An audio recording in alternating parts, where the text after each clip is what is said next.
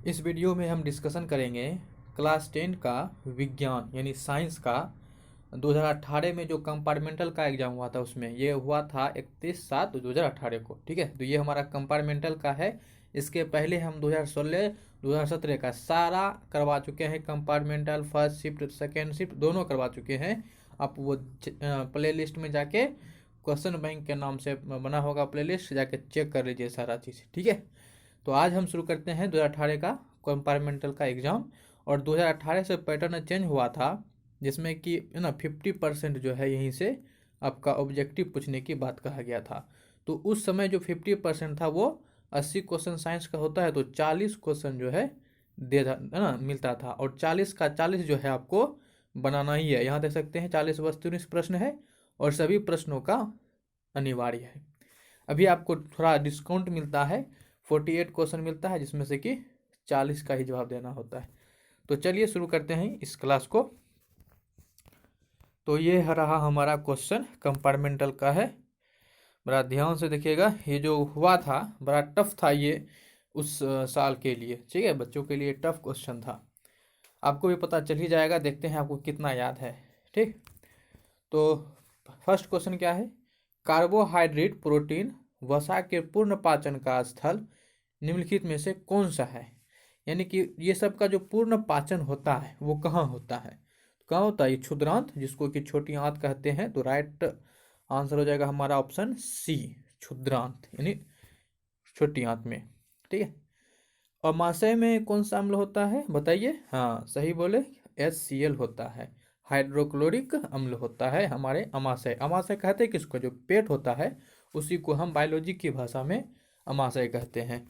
और यकृत जो होता है, जिसको हम लीवर कहते हैं, ये यकृत क्या है? सबसे बड़ी ग्रंथि है। ये क्या होता है? सबसे बड़ी ग्रंथि होती है। ठीक है, और ये जो हमारा बड़ी आंत है, बड़ी आंत जिसको हम बृहदान्त्र कहते हैं, ये बड़ी आंत का काम केवल क्या होता है? जो जल होता है केवल जल का अवशोषण करता है, यानी जले को केवल ये सूखता है, बाकी और कोई चीज को नहीं सूखता है। ठीक है, तो नेक्स्ट बढ़ते हैं क्वेश्चन। क्वेश्चन नंबर 2, हमारे शरीर में कौन सा हार्मोन कार्बोहाइड्रेट, प्रोटीन, वसा का उपापचय का नियंत्रण करता है? तो कौन सा हार्मोन है जो हमारे शरीर में ये सब काम करता है? ठीक है, तो ये कौन सा हार्मोन हो जाएगा? ऑप्शन ए, इंसुलिन हो जाएगा। कौन हो जाएगा? इंसुलिन। ये वही इंसुलिन है ना। यदि ये जो हमारे शरीर में उपापचय की क्रिया पर नियंत्रण नहीं रखेगा, तो जिसके शरीर में नहीं रखेगा तो उसको मधुमेह हो जाएगा। मधुमेह, जिसको हम अंग्रेजी में डायबिटीज कहते हैं और अपना भाषा में उसको चीनी का बीमारी कहते हैं, तो वो हो जाएगा। इसमें क्या होता है? इंसुलिन का निर्माण जब हमारे शरीर में कम होता है तो ग्लूकोज बढ़ जाता है, और ग्लूकोज का बढ़ जाना ही क्या कहलाता है? मधुमेह वाला बीमारी हो जाता है। समझ गए? तो वैसे व्यक्ति को जिसको मधुमेह हो जाता है उसको इंसुलिन नामक इंजेक्शन यानी सुई दिया जाता है। ठीक है, तो ये ध्यान रखिए। तो इसका जो है सही मात्रा में हमारे शरीर में निर्माण होना ये जरूरी होता है, ताकि हमारा जो उपापचय की क्रिया है वो सही मात्रा में हो सके। तो बढ़ते हैं नेक्स्ट क्वेश्चन की तरफ। उम्मीद करते हैं आपको 2 नंबर समझ में आ गया होगा। बड़ा अच्छा क्वेश्चन है और बड़ा अच्छा फैक्ट, इससे आपको हम जितना बताए सब ध्यान रखिए। हम वही बता रहे हैं फैक्ट जो कि एग्जाम में आया हुआ है और आपको याद भी रखना है। तो चलिए बढ़ते हैं next question, question number 3। Question number 3 है, विद्युत धारावाही चालक तार द्वारा उत्पन्न विद्युत क्षेत्र की दिशा निर्धारण करने के लिए निम्नलिखित में कौन सहायक है? तो क्वेश्चन क्या कह रहा है उसको समझिए कि कोई धारावाही चालक है, तार है। ठीक है, मान लिया जाए कि ये एक तार है धारावाही, इसमें क्या हो रहा है? धारावाही है, तो यानी कि धारा इसमें प्रवाहित हो रही है। अब धारा प्रवाहित होगी तार से, तो इससे क्या होता है? चुंबकीय क्षेत्र उत्पन्न होता है। अब ये चुंबकीय क्षेत्र जो उत्पन्न हुआ, ये चुंबक क्षेत्र का दिशा कैसा है ये हमें कैसे पता चलेगा? तो ये हमें पता चलता है दक्षिण हस्त अंगुष्ठ के नियम से पता चलता है। किससे? दक्षिण हस्त अंगुष्ठ के नियम से हमें ये पता चलता है। बोलो, समझ में आई बात ये? तो राइट आंसर क्या हो जाएगा? ऑप्शन ए हमारा इसका राइट आंसर हो जाएगा। अब देखिए इसमें जो है इस तरह का कई सारे क्वेश्चन होते हैं। ठीक है, तो इसमें जो आपका है एक होता है लेफ्ट हैंड रूल, फ्लेमिंग का left hand rule. Left hand यानी कि वाम हस्त नियम। इसमें क्या होता है कि जो आपका चुंबक होता है, चुंबक जो होता है धारावाही चालक तार पर जो बल लगाता है उसकी दिशा बताता है। कौन? ये जो आपका दूसरा है फ्लेमिंग का वाम हस्त नियम। एक होता है आपका ये तीसरा फ्लेमिंग का दक्षिण हस्त नियम। ठीक है, फ्लेमिंग का दक्षिण हस्त नियम ये क्या बताता है? तो ये प्रेरित विद्युत धारा की दिशा बताता है। किसकी बताता है? प्रेरित विद्युत धारा, विद्युत वाहक जो धारा होता है वो धारा की दिशा बताता है। ठीक है, तो जितना आप पॉइंट बोले सब ध्यान रखिए। इस क्वेश्चन में बच्चा गलती क्या करता है कि ऑप्शन देखा इनमें सभी मार खटाक से सही सब हो जाएगा, लेकिन वहीं गलती हो जाएगा। तो हमने इसकी क्वेश्चन के बारे में जितना पॉइंट बोले सबको आप नोट करके रखिए। ये काफ़ी कंफ्यूजन वाला क्वेश्चन है और बहुत कम बच्चे को याद रहता है और इसकी वजह से वो गलती कर देता है। एक बार फिर से हम दोहरा देते हैं क्वेश्चन को। ठीक है, तो क्वेश्चन क्या कहता है? ना कोई धारा चालक तार है। ठीक है, समझ लीजिए चालक तार है, इसमें धारावाही धारा बह रही है। तो जो चुंबकीय क्षेत्र उत्पन्न करेगा उसको हम, उसकी दिशा को हम किस नियम से ना जान पाएंगे? तो किस नियम से जानेंगे? तो अंगुष्ठ नियम से, दक्षिण हस्त अंगुष्ठ नियम से। तो इसका ऑप्शन हो जाएगा हमारा ऑप्शन ए, दक्षिण हस्त अंगुष्ठ नियम से। ठीक है, अब नेक्स्ट हमारा क्या है? ये बी, ये फ्लेमिंग का वाम हस्त। देखिए फ्लेमिंग ने दो नियम दिया, एक वाम हस्त एक दक्षिण हस्त। ठीक है, तो वाम हस्त नियम किससे संबंधित है?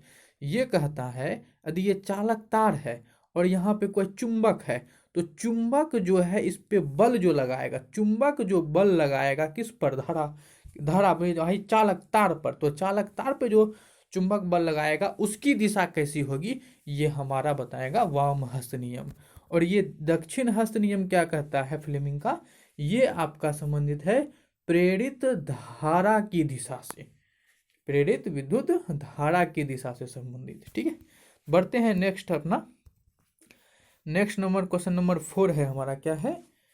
क्वेश्चन नंबर 4, ग्लूकोज का विखंडन पायरुवेट में होता है, यह प्रक्रम संपन्न होता है। यानी कि ग्लूकोज जो है, ग्लूकोज पायरुवेट में बदल जाता है। कहाँ पर बदलता है?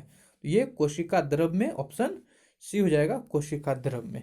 ठीक है, माइटोकॉन्ड्रिया में जो होता है फिर पायरुवेट टूटता है जो एनर्जी में। ठीक है, CO2H2 एनर्जी में, तो ये माइटोकॉन्ड्रिया में होता है। ठीक है, लेकिन ग्लूकोज पहले पायरुवेट में टूटता है कोशिका द्रव में, और इस जगह पे 2 ATP जो है ऊर्जा का निर्माण होता है। 2 ATP, ATP का पूरा नाम क्या होता है? ये आप हमें कमेंट में जो है करके बताइए। ATP लिख दीजिएगा, ATP और डैश देकर जो है इसका पूरा नाम लिख दीजिएगा। ये भी क्वेश्चन में आता है, कहीं ना कहीं आपको मिल जाएगा।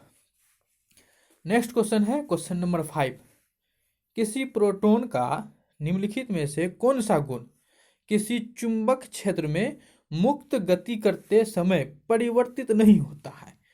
कौन सा गुण जो है परिवर्तित नहीं होता? कहाँ? चुंबकीय क्षेत्र में जो मुक्त फ्री घूम रहा होता है वो नहीं बदलता है।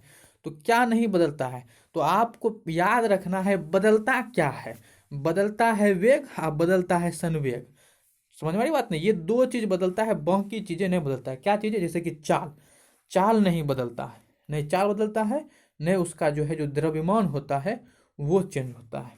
तो इसका राइट आंसर क्या आ जाएगा? ऑप्शन ए, चाल क्या होता है? नहीं बदलता है, वेग और संवेग बदल जाता है। ठीक है, ये क्वेश्चन जो है आपका जो इसमें आया हुआ है ये NCERT का मॉडिफाई किया हुआ क्वेश्चन है। ये मॉडिफाई किया हुआ क्वेश्चन है, बात ध्यान रखिए। हाँ, बढ़ते हैं नेक्स्ट क्वेश्चन। क्वेश्चन नंबर 6, एक प्रारूपी और सौर सेल कितना जो है विभवांतर विकसित करता है?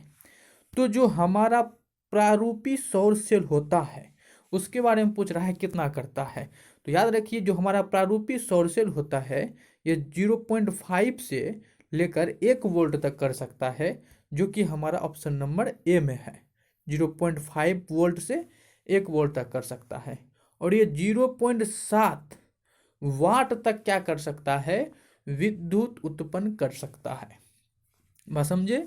तो ये यदि विभवांतर पूछे तो 0.5 से 1 वोल्ट हो जाएगा, और यदि धारा पूछ दिया जाए तो वो हो जाएगा हमारा 0.7 वाट विद्युत शक्ति। ये विद्युत शक्ति है। ठीक है, नेक्स्ट क्वेश्चन हमारा क्या है? क्वेश्चन यहाँ आ गया, आप देख लीजिए, ये कंपार्टमेंटल का है। ठीक है, नेक्स्ट क्वेश्चन है हमारा क्वेश्चन नंबर 7, कर्नाटक में जल संग्रह स्थान को क्या कहते हैं? बड़ा सिंपल क्वेश्चन है, ये क्वेश्चन हम आपके लिए छोड़ते हैं। इक्को तो क्वेश्चन आपके लिए रखे है ना, ताकि कमेंट तो करके आंसर बताए, देखिए तुम लोग कितना पढ़ता है, समझाएगी नहीं? तो इसका आंसर आप कमेंट बता दीजिएगा। क्वेश्चन नंबर 7 और नाम लिख दीजिएगा, कर्नाटक में जल संग्रह स्थान ये, ठीक है। क्वेश्चन नंबर 8 देखते हैं। एक कूलम विद्युत आवेश, एक कूलम विद्युत आवेश कितने इलेक्ट्रॉनों में सामान्य आवेश तुल्य होता है? तो यानी कि आपसे सिंपल पूछ रहा है कि बताइए एक कूलम में जो है कितना इलेक्ट्रॉन होता है, ये बता दो, ठीक है। तो कितना इलेक्ट्रॉन होता है? 6.25 गुना 10⁻18 होता है, ठीक है। याद रखिए इस बात को, बहुत इंपॉर्टेंट है ये, आपको न्यूमेरिकल में भी आ सकता है, लेकिन आप लोग में लेवल के अनुसार न्यूमेरिकल इस पर बहुत कम आता है, आपको डायरेक्ट ये वैल्यू याद रखना है। कई बच्चा इसमें मार देगा तो गलत हो जाएगा, गलत नहीं होना है। ये आपसे इलेक्ट्रॉन की संख्या पूछा है, अधिक पूछता है एक इलेक्ट्रॉन पर आवेश कितना होता है, आवेश कितना होता है, तब हमारा होता 1.6 गुना 10⁻−19, ठीक है। लेकिन ये क्या पूछा है कि एक कूलम विद्युत आवेश कितने इलेक्ट्रॉनों में पाए जाते हैं, समाय आवेश के तुल्य होता है। तो ये हमारा हो जाएगा ऑप्शन बी, 6.25 गुना 10⁻18, ठीक है। नेक्स्ट बढ़ते हैं क्वेश्चन नंबर 9। निम्नलिखित में से कौन असंतृप्त हाइड्रोकार्बन है?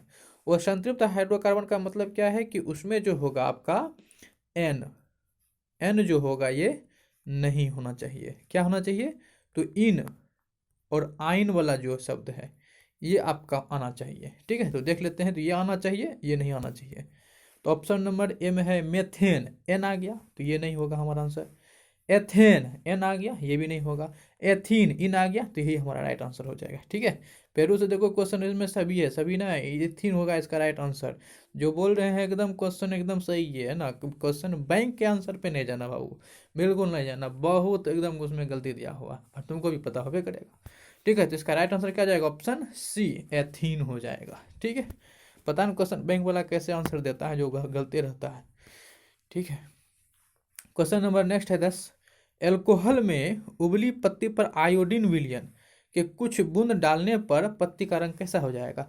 वही जो स्टार्च टेस्ट होता है, जो हम है ना बायोलॉजी में नहीं करते हैं, स्टार्च टेस्ट कि पत्ती में स्टार्च है या नहीं है, तो वही करते हैं। तो कैसा रंग हो जाता है? नीला रंग हो जाता है, ऑप्शन बी नीला रंग का हो जाता है, ठीक है। तो बढ़ते हैं क्वेश्चन नंबर नेक्स्ट, और क्वेश्चन नंबर नेक्स्ट हमारा है कि कितना नंबर होगा? 11 नंबर। यदि किसी समबाहु त्रिभुज, किसी समबाहु त्रिभुज प्रिज्म में निर्गत कोण और विचलन कोण क्रमशः 40 और 30 है, तो आपतन कोण बताइए। न्यूमेरिकल क्वेश्चन है, बहुत ही आसान क्वेश्चन है, ठीक है। तो क्या होता है इसका? आपतन कोण, ठीक है, आपतन कोण और निर्गत कोण का योग बराबर होता है प्रिज्म कोण और आपका जो विचलन कोण होता है उसके डेल्टा के, इसके बराबर होता है, ठीक है। तो जिसका वैल्यू दिया है बैठा दीजिए। आपतन कोण निकालना है तो ये आई का आई रह जाएगा।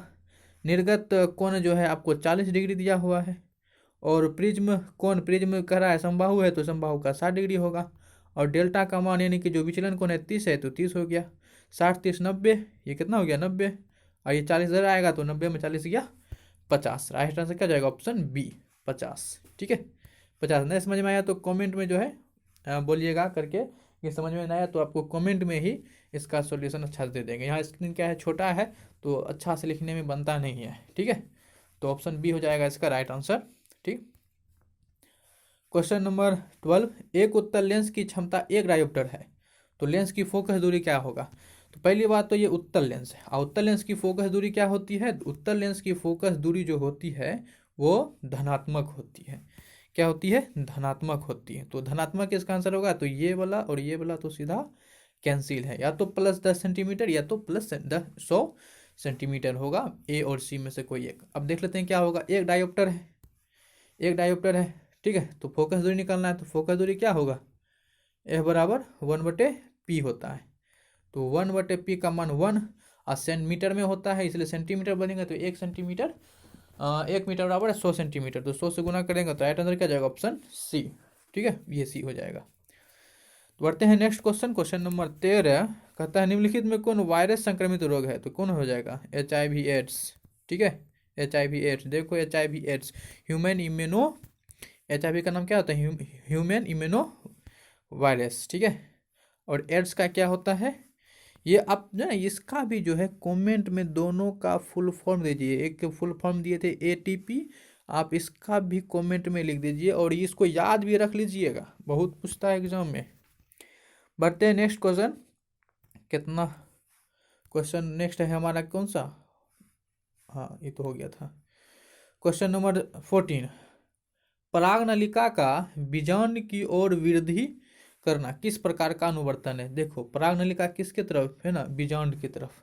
तो किसका हो जाएगा ये हो जाएगा आपका रसायनुवर्तन, ठीक है। ऑप्शन डी रसायनुवर्तन हो जाएगा। प्रकाशानुवर्तन क्या है? प्रकाश की ओर गति करना, प्रकाश की ओर गति करना प्रकाशानुवर्तन। गुरुत्वानुवर्तन क्या है? कि पृथ्वी के गुरुत्व के दिशा में जाना, वो गुरुत्वानुवर्तन कहलाता है। और जलानुवर्तन जल की दिशा में जो है जल का वृद्धि करना जलानुवर्तन कहलाता है, ठीक है। तो ऑप्शन हमारा इसका हो जाएगा ऑप्शन डी, ठीक। क्वेश्चन नंबर 15, एड्रेलिन हार्मोन स्रावित होता है किसके द्वारा? किसके द्वारा स्रावित होता है? तो ये हो जाएगा अधिवृक्क ग्रंथि, क्योंकि जो एड्रेनिन, ये दरअसल एड्रीन ग्रंथि ही होता है एक। तो ये जो होता है आपका वृक्क के ऊपर अध्यारोपित होता है, इसीलिए इसको हम अधिवृक्क भी कह देते हैं। तो हो जाएगा ऑप्शन डी, अधिवृक्क ग्रंथि से होता है। पिट्यूटरी ग्रंथि को जो है, पिट्यूटरी ग्रंथि को मास्टर ग्रंथि कहते हैं, ये याद रखिएगा, ठीक है। मास्टर ग्रंथि कहते हैं। बढ़ते हैं नेक्स्ट क्वेश्चन। क्वेश्चन नंबर ये इसमें तो 15 ही है, तो इसका हो जाएगा अधिवृक्क ग्रंथि। क्वेश्चन नंबर 16 20 तक करेंगे आज, और नेक्स्ट वीडियो में हम लोग 20 तक देखेंगे, ठीक है। नेक्स्ट में 20 तक देखेंगे, अगला 20 देखेंगे, इसमें 20 तक देखेंगे, नहीं तो वीडियो लंबा हो जाएगा। तो एसिटिक अम्ल तनु विलयन के बारे में कौन सा कथन सत्य है? एसिटिक अम्ल क्या होता है? सिरका का गंध होता है, फौरन हटाओ इस सबको। क्वेश्चन नंबर 7, जब लिटमस विलयन ना तो अम्लीय होता है और ना ही क्षारीय होता है, तब इसका रंग कैसा होता है? बैंगनी होता है। कहाँ ऑप्शन को जो सी हो जाएगा, बी सी बैंगनी, क्या होगा? बैंगनी होता है, ठीक है। क्वेश्चन नंबर 18, ये 18 है, ये 17 था। श्वसन के अंतिम उत्पाद क्या है? श्वसन का अंतिम क्या होता है? कार्बन डाइऑक्साइड, जल और ऊर्जा निर्माण होता है, ठीक है। तो ऑप्शन हो जाएगा डी, इसमें बच्चा वाला क्वेश्चन है, ठीक है, ये हो जाएगा।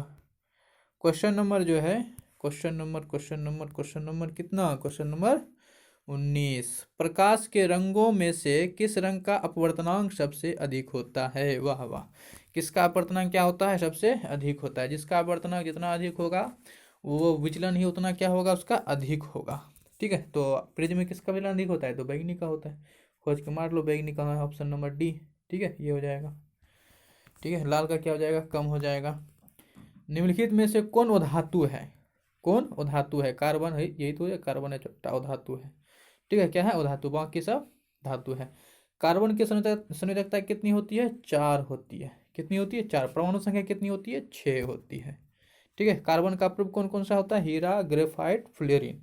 और हीरा क्या होता है? विद्युत का सुचालक होता है, ठीक है। और हीरा चमकीला नहीं होता है, ये प्रकाश के पूर्ण आंतरिक परावर्तन के कारण चमकीला नजर आता है। तो ठीक है, बहुत आपको ये वीडियो बना दिए, काफ़ी लंबा हो गया है। उम्मीद करते हैं आप लोग फिर भी इसको देखेंगे, और यदि आप लोग इसको पूरा देखे हैं तो हमें कमेंट करके बताइए कि हमने पूरा देखा है, ठीक है। क्योंकि इसमें कोई एडिटिंग नहीं होगा। एडिटिंग नहीं करने का कारण है कि हमारे पास समय नहीं है कि हम ज़्यादा एडिटिंग कर पाए। तो जैसा हो पा रहा है वैसा आपको हम कंटेंट दे रहे हैं। तो कंटेंट पे जाइए, कैसा है नहीं है, और वो नए हैं तो वही पुराना घिसा पिसा बात, नए हैं तो लाइक, नए हैं तो सब्सक्राइब, और पसंद आया तो लाइक, और डाउट है तो कमेंट, और नए तो कुछ करना है तो जाओ, ऐसे बोल के हम क्या करेंगे। Bye bye.